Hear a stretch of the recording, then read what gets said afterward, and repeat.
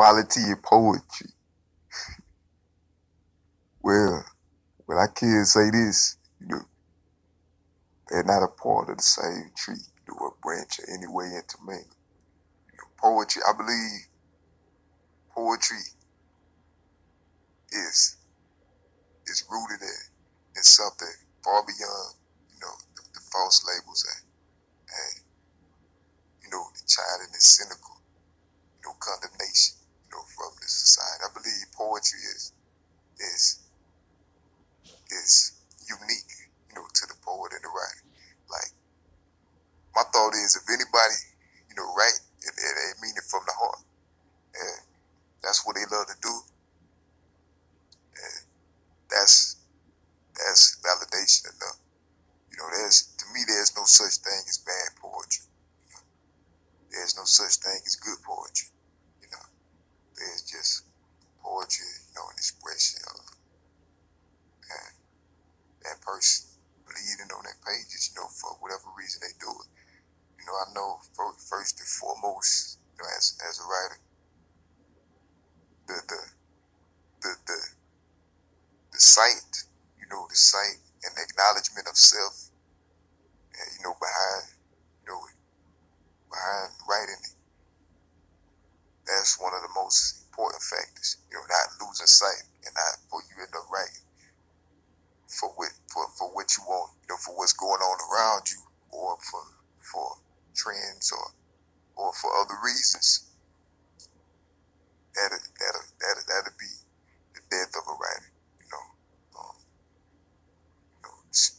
speaking it on that concept, But I remember being like 15, 16, and in my room I used to write.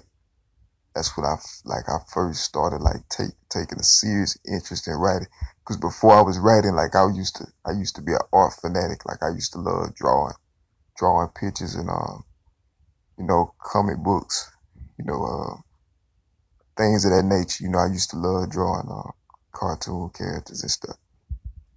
But at some point it switched over to writing, and I wasn't that good,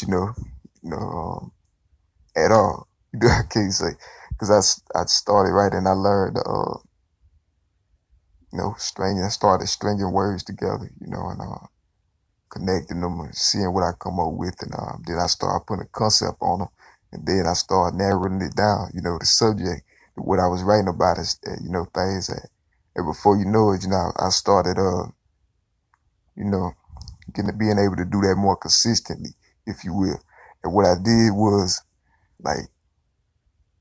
all of my walls, all the way around my walls in my room, when I was young, I had printouts. I had typed up my poems, and I cut them out, and I put them on the walls on some tape, all over the walls. And then I had writers, and musicians and artists, things that inspired me, and I had cut out some pictures on my walls as well, and all that was my inspiration, and it inspired me to get better. And even to this day, I still have those same things in a folder that I keep, and so and I say that to say this, you have a dream within your heart. It doesn't matter, what kind of flack you get for it. It doesn't matter what every other perspective will be of it, because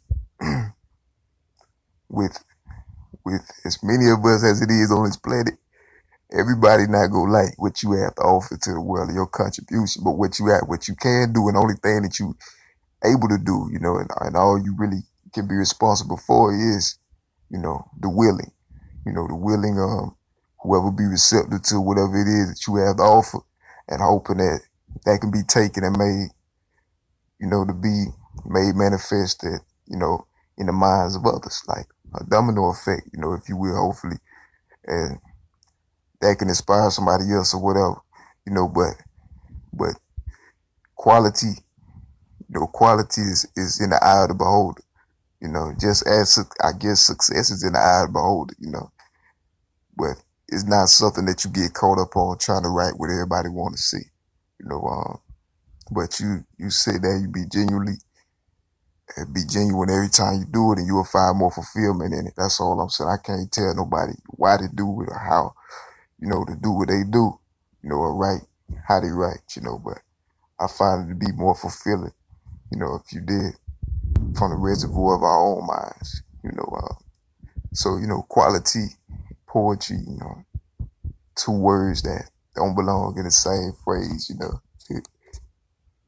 unorthodox, you know. But being unorthodox, you know, we'll tie them together, juxtapose, you know, see what we come up with. That's poetry, you know. But yeah, man, stay true to your dream, you know. Go for whatever you will to do, you know, whatever you want to do.